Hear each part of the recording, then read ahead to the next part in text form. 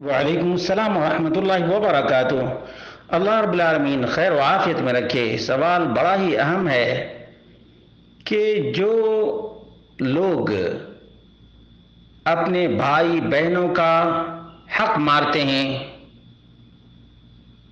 کیا ان لوگوں سے رشتہ رکھنا چاہیے؟ اس کا جواب یہ ہے کہ بتانے کے لیے، آگاہ کرنے کے لیے اور سمجھانے کے لیے رشتہ رکھے، اور جب نہ مانے تو بائیکاٹ کیا جائے، کیونکہ حقوق کا معاملہ بڑا ہی ٹیڑھا ہے۔ قیامت کے دن حقوق اللہ تبارک و تعالی معاف نہیں کرے گا جو بندوں سے متعلق ہیں، خاص طور سے جو وراثت کے مسائل ہیں، ان کو اللہ رب العالمین نے حدود اللہ قرار دیا ہے۔ تلک حدود اللہ، یہ اللہ رب العالمین کے حدود ہیں۔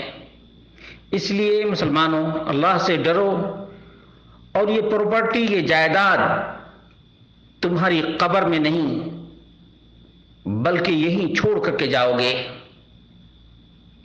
اس لیے کسی کا حق نہ مارو اور نہ کسی کی وراثت کو ہڑپ کرو۔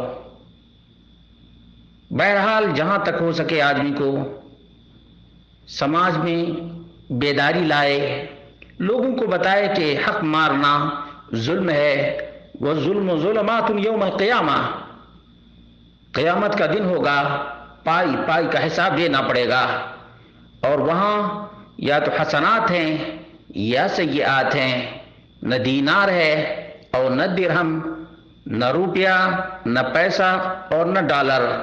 اس لیے یاد رکھیں، یا تو جنت ہے یا جہنم ہے۔ لوگوں کے حقوق کو ادا کیے، رب کائنات کو راضی کیے تو جنت ہے، لوگوں کے حق مارے، اللہ رب العالمین کو ناراض کیے تو جہنم کی بھڑکتی ہوئی آگ ہے۔